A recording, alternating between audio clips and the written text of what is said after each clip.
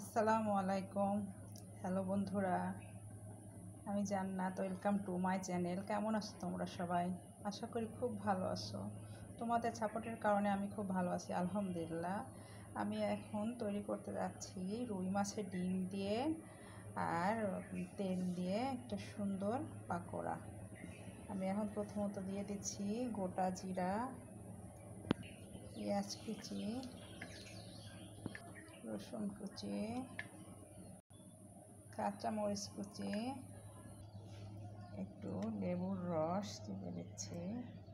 তাহলে যে মাছের ডিমের ভিতরে হালকা একটা গন্ধ থাকে সেটা আর থাকবে না। আমি অবশ্য যখন ম্যারিনেট করে রাখছিলাম মাছটা আধা ঘন্টা আগে, তখন লেবুর রস দিয়ে হলুদ লবণ ঝালের গুঁড়া সব দিয়ে আমি মাখিয়ে রেখেছিলাম। এখন একটু আদা রসুনের পেস্ট, হালকা একটু লবণ দিয়ে দিচ্ছি, কারণ আমি লবণ দিয়ে ম্যারিনেট করে রেখেছিলাম ডিমটারে, এই জন্য অল্প দিলাম। এখন আমি এটা সুন্দর দুইটা একসাথে করে মাখিয়ে নেব।